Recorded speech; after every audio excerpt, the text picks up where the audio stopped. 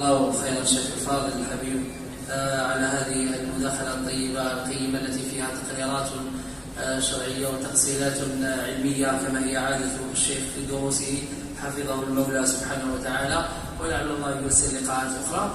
وما دام بقي معنا يعني حوالي 10 دقائق مسك الختام، إن شاء الله نستسمح فضيلة الشيخ الأخضر أبو عبد المهيمن، وهو أستاذ جامعي بمدينة وهران أو ولاية وهران، جاءنا من هذه المدينة البعيدة ليشاركنا هذا الخير، ونعد الشيخ إن شاء الله نعمل كل لقاءات ما دام أنه في العاصمة موجود في هذه الأيام مع شبابنا إن شاء الله في المدارس القرآنية.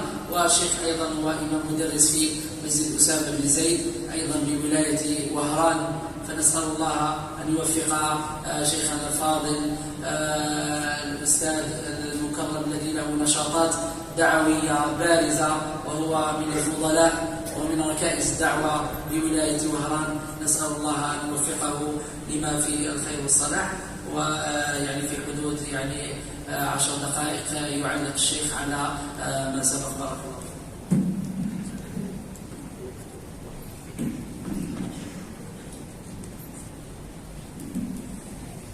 بسم الله الرحمن الرحيم. الحمد لله رب العالمين، والعاقبة للمتقين، ولا عدوان إلا على الظالمين، والصلاة والسلام على المبعوث رحمة للعالمين وعلى آله وصحبه ومن اهتدى بهديه إلى يوم الدين. أما بعد، فأحمد الله سبحانه وتعالى الذي وفقني لهذا اللقاء إخواني في هذا المسجد، وأشكر أخي الشيخ فاضل هشام إمام المسجد على هذه الجهود العظيمة المباركة التي نسأل الله سبحانه وتعالى أن يجعلها في ميزان حسناته، وأن يبارك بالقائمين معه على هذا المسجد المبارك وهذه المدرسة. وكذلك جزا الله خيرا الشيخين الكريمين، فقد تكلم وأجاد، نسأل الله أن يكون قد انتفع الطلاب. وفي كلمة الشيخ وسام بارك الله فيه، حز بنفسي أن الطلاب لم تكن في أيديهم الأوراق والأقلام، وهذا من الآفات التي انتشرت في مجالس العلم في هذه الأزمنة المتأخرة. والعلم صيد والكتابة قيد، قد جاء في الحديث الذي هو في صحيح الجامع: قيد العلم بالكتاب حتى ولو تعلم ما تسمع، ولكن إذا كتبت هذه المعلومة ثبتت في ذهنك. وكلمتي حول وسيلة من وسائل الثبات، سمعنا ما يتعلق بوسائل الثبات والاستقامة على دين الله تبارك وتعالى. وهذه الوسيلة هي وسيلة عظيمة جليلة كبيرة، ألا وهي الحب في الله والمحبة في الله. أول ما بدأ به رسولنا وإمامنا وقدوتنا وحبيبنا وسيدنا صلى الله عليه وآله وسلم به، أول ما بدأ به في المدينة بنى المسجد وعلق الناس بربهم وآخى بين المهاجرين والأنصار. فضرب الصحابة رضي الله عنهم أروع الأمثلة في ذلك، حتى يأتي الواحد منهم فيقول لأخيه: أقتسم معك مالي، ولكم من امرأة فلتنظر من شئت وأطلقها لك. هذا شيء عظيم، شيء كبير، شيء لو لم يروى لنا لقلنا هو ضرب من الخيال.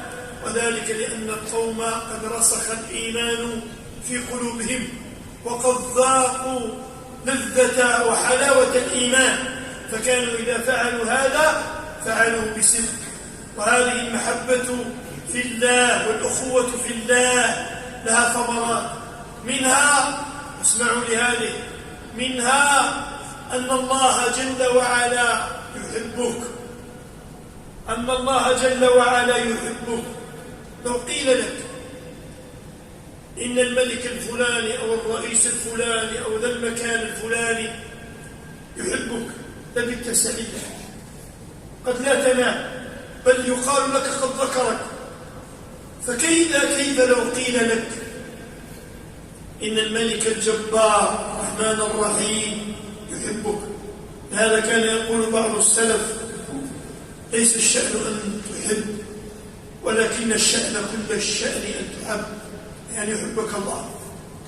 هذا لما جاء في الصحيح وقال رسول الله صلى الله عليه وسلم: لأعطين الراية غدا رجلا يحب الله ورسوله ويحبه الله ورسوله، بات الناس يدعون له.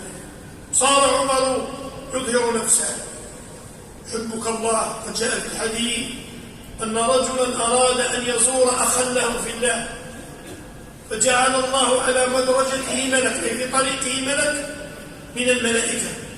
قال: إلى أين تريد؟ قال: أزور أخا لي في الله.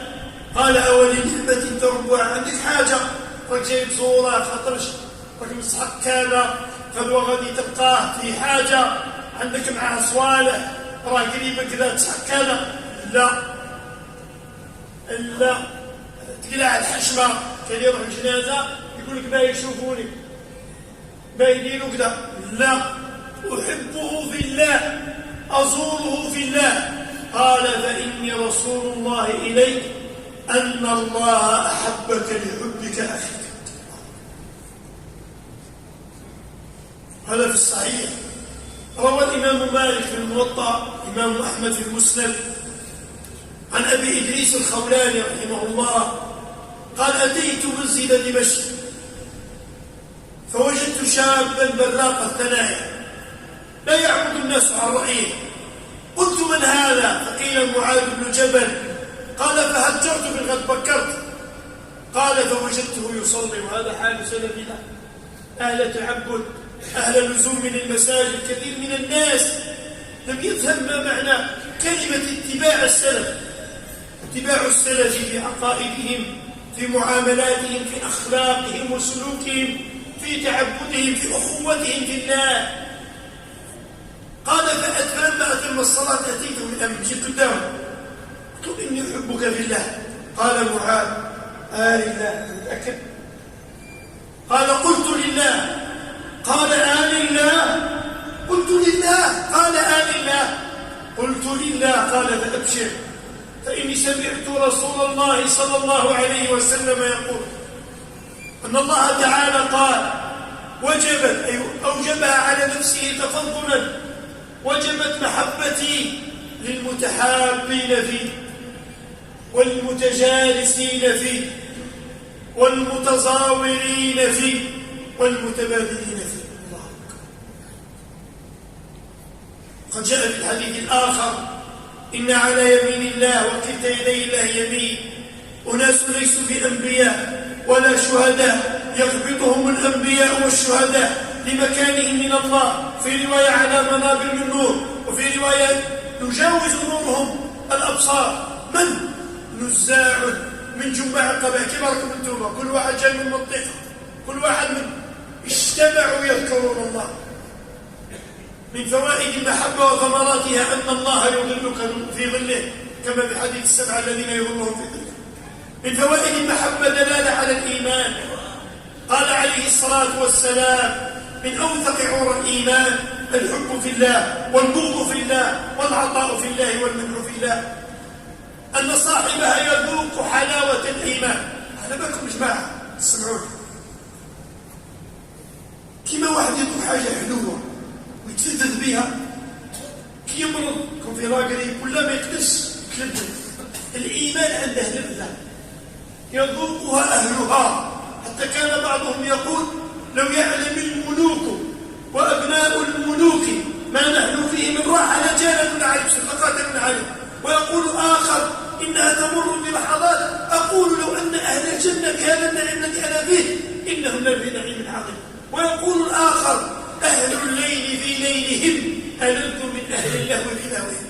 فيقول رسول الله صلى الله عليه وسلم كما في صحيح أنس: ثلاث من كن فيه وجد بهن حلاوة الإيمان: أن يكون الله ورسوله أحب إليه ما سواهما، أن يحب المرء لا يحبه إلا لله، أن يكره أن يعود في الكفر بعد إن أنقذه الله منه كما يكره القتل. يحب المرء لله. هذه المحبة لكي لا أطيل عليكم لعل الوقت لها أمور توثقها وتثبتها منها الدعاء. بعض السلف كان عنده 70 واحد يجي،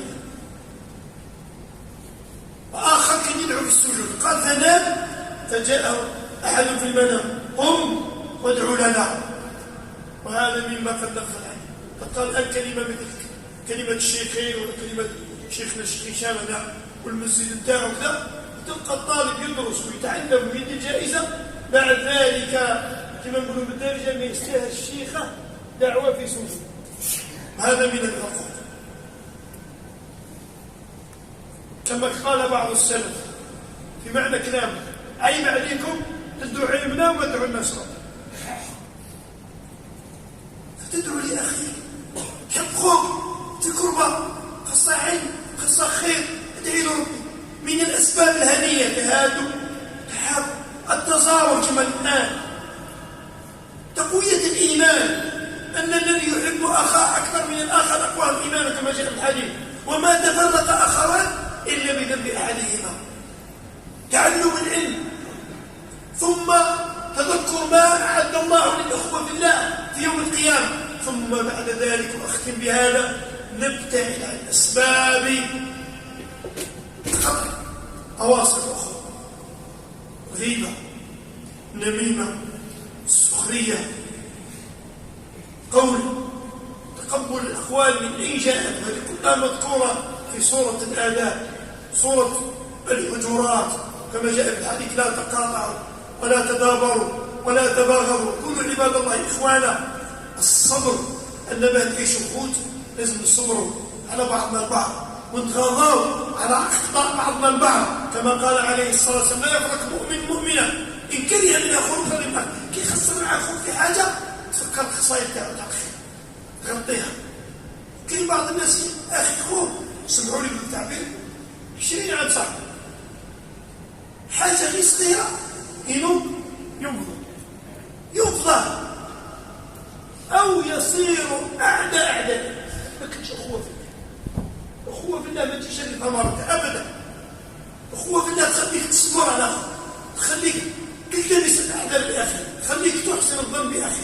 والكلام على هذا الموضوع يقول: فنسأل الله العظيم رب العرش العظيم بأسمائه الحسنى وصفاته العلى أن يجعلنا إخوة صدق متآخين في هذه الدنيا، ونسأل الله كما جمعنا في بيته أن يجمعنا في جنات النعيم في الفردوس الأعلى. وأعيد أكرر: جزا الله خيرا إخواننا المشايخ الشيخ هشام وكل القائمين وكذلك الحضور والطلاب. سبحانك اللهم وبحمدك، أشهد أن لا إله إلا أنت، استغفرك وأتوب إليك، وصلى الله وسلم على محمد.